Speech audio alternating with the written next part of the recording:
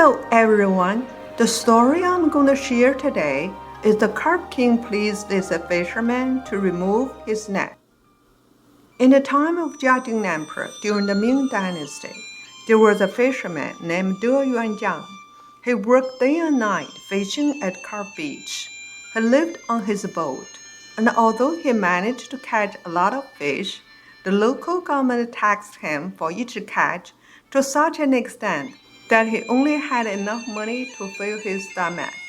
This year on April 15th, Deyan constructed a bamboo fence, which would serve as a net, and he placed in the water of Carp Beach.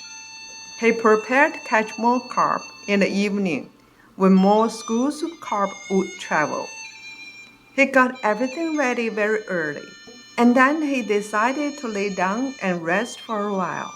Not long after he closed his eyes, he saw an old man standing in the water with two long corn-shaped beards hanging on the corner of his mouth. He said, "I'm the king of carps, and tonight I will lead all my grandchildren to Poyang Lake to spawn. We will pass your trap at midnight. Please take away your net." Upon hearing this, Deyan became very worried and replied, "Carp King, I can promise you, but at the beginning of next month, the local government will come to collect taxes on the fish I've caught. If I cannot pay them, they will take my boat away, and then I would have no other way to make a living." After hearing this, the Carp King said, "What you said sounds reasonable. Let me do this. I will give you silverfish to help cover your taxes." Then he took out a silverfish from his arms and gave it to Deyan. Deyan hurriedly reached his hands to take it, but the silverfish accidentally dropped into the water. With great surprise, Deyan woke up and opened his eyes. Evening was approaching. He lit the torches on the beach and bolted over to see if there were fish in his trap. When he peered down, there were no carp, but there was one silver statue inside, and it resembled a carp. He took it out and looked at it carefully. The carp scales were carved so finely, just like a real one. It was as if a real fish morphed into it, and it weighed about 1 pound. As he recalled the scene in his dream, the fisherman felt surprised. He realized that his dream with the Carp King was true. He noticed that it was almost midnight, and he hurriedly removed his net from the bamboo fencing in the water. When everything was done, he sat down on the boat, wanting to see what was going to happen. After a while, there were big waves and a lot of splashing across the riverbank. Deyan saw that Carp King was leading countless carp traveling down the bank. When Deyan saw this, his heart began to pound, and he immediately knelt to the river and started to pray. After night took its course and dawn arrived, Deyan wrapped the silverfish and went to the nearby county, where he visited a pawn shop. The boss of this pawn shop was named Jiajing, who was very sly. When Jiajing inspected the silverfish, he found that it was good find. It would be valued for at least 100 silver ingots. And when he looked at Deyan, who was wearing old, tattered clothing, he immediately had an idea. He said, "The silverfish was roughly carved, and the quality is not good either. It's only worth 10 silver ingots." Just as Jiajing had expected, Deyan had no knowledge of the value of the silverfish. As soon as he heard 10 silver ingots, he became excited and immediately replied, "Oh yes, it's 10 silver ingots." Then Deyan received 10 silver ingots and left. Afterwards, Jiajing carefully studied the silverfish and thought, "These valuable objects could only belong to rich family. Why did it fall into the hands of that poor fellow?" Although he was slightly perplexed by this question, Jiajing did not think much more about it. Deyan used some of the silver ingots to pay the local government his fish tax, and he spent the rest of silver on his daily living needs. Time quickly passed, and April 15th was quickly approaching. The Carp King came again asking for help. Similar to the previous year, the Carp King gave Deyan another silverfish, and again he visited the same store to trade his gift for silver ingots. But this time, when seeing another silverfish, Jiajing invited him to a restaurant, where they talked at length. Jiajing tried to understand Deyan's secret for obtaining the silverfish. While they were drinking the wine, Deyan became half drunk. Also, because he was pure and honest, he told Jiajing about his experiences with Carp King. When Jiajing heard this, he immediately had an evil idea. The following day, he brought silver to give to the leader who controlled the local fishing business. Jiajing offered the leader money if he would force Deyan off the Carp beach.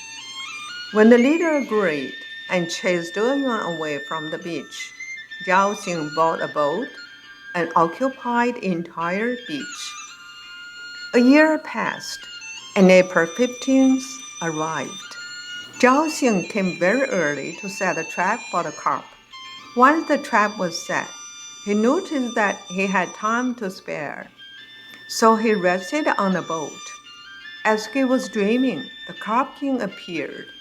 Before the Carp King could open its mouth, Jiajing said excitingly, "Now the whole beach belongs to me. You'll have to give me a golden fish in order to pass." The Carp King thought for a little while and said, "Okay, I will give you a golden fish, and it will be a living one."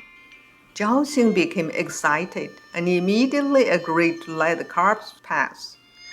Then the Carp King continued, "The only condition is that you need to feed golden fish with good chips. Otherwise, the golden fish will die." Jiajing was so consumed by his desire for the golden fish that he quickly agreed without much thought. After he woke up, Jiajing looked over his boat and peered into the trap. He saw a golden fish swimming around and hurriedly took a big jar filled with water, scooped the golden fish into the jar, and went home. Later, Jiajing bought a high-quality fish tank, and he kept the golden fish inside it. While watching the golden fish happily swimming in the tank, he had another bad idea. In the time of Jiajing Emperor, during the Ming dynasty, people's morals were corrupt. Rich people used money to buy high positions in their workplaces. Jiajing wanted to use the golden fish in exchange for a position in the local government. Jiajing could not control his excitement at this thought. Then suddenly he noticed that the golden fish was floating on its back and then sank to the bottom of the tank. It looked like it was dying. He became scared and frantically ran around inside his house until he thought of the Carp King's words. He then took a golden ingot and cut it into small pieces to feed the golden fish. As soon as he threw the golden pieces into the tank, the dying golden fish immediately turned over and swallowed all the golden pieces, and it gradually revived. Jiajing was relieved, but his peace of mind was brief. Soon the golden fish was again about to die. Jiajing again fed it with golden pieces. In this way, Jiajing kept feeding the fish with his fortune, day after day. Jiajing originally planned to keep the golden fish at his home and wait for the right chance to give it to the corrupt officials. Now, however, he would not afford to give the fish one gold ingot each day. So the next day, he brought the golden fish to the local government, a time to give it to the local governor. The governor saw the golden fish swimming, and he thought, "Yan Song, an officer in the royal palace, will come to visit his family in 3 months, and he will pass by my place. If I give it to him, maybe I can get an even higher position." The more he thought this way, the happier he felt. He thanked and praised Jiajing and kept the golden fish for himself. Jiajing was scared that the golden fish would die, so he told the governor that it needed to be fed 1 golden ingot a day. Upon hearing this, the sly governor's eyes started toward Jiajing. He told him, "I have an idea. You keep the golden fish, and I will take it in 3 months. If you lose it, or even one fish scale comes off, you will be accountable for it." Jiajing was shocked upon hearing this. He immediately knelt and said, "Dear governor, I am not that rich. I cannot afford to keep it." The governor was unmoved and said, "Although you will spend some money on it, think about it. When I send it to the royal court, I will definitely be promoted, and imagine how well you will be treated. So just keep the golden fish." Then the governor became angry and asked Jiajing to go away. He could not say anything, and with heavy heart, he took the golden fish home. To keep the golden fish alive, Jiajing sold his house and his stores. He had to sell his family's valuable possessions until he had nothing left. 3 months later, when time came to Yansun to visit his family, Jiajing carefully delivered golden fish to the governor. Then the governor spent some silver to have the fish delivered to Yansun. When Yansun heard the golden fish could swim, he was amazed and asked his officials to bring the tank to him, because he wanted to see it with his own eyes. But as soon as the lid of fish tank was removed, there was no sign of a golden fish. Instead, there was a stonefish at the bottom of the fish tank. Yansun felt insulted and embarrassed in front of all his officials. He gave an order to arrest the governor and put him in jail. Jiajing, who was now wearing tattered clothing due to his poverty and with nothing to eat, was still looking forward to being promoted by the governor.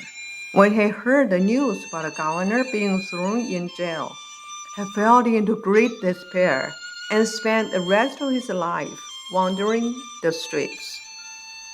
When news about Jiajing and the governor was delivered to Deyan, he returned to Carp Beach again. The leader of local fishing business heard the whole story, and he thought Deyan was protected by the god, so he no longer dared to chase him away and do bad things to him. Even the local government canceled fish tax for Deyan. Deyan never dreamed about the Carp King again. However, every year, when April 15th approached, Deyan would remove the net on his fishing trap. Even after many years, people in this area do not go fishing on April 15th, which became a custom for the village, and it remains today. Thank you very much for listening to the story. More touching stories will be ready for you if you just subscribe it. Thank you again.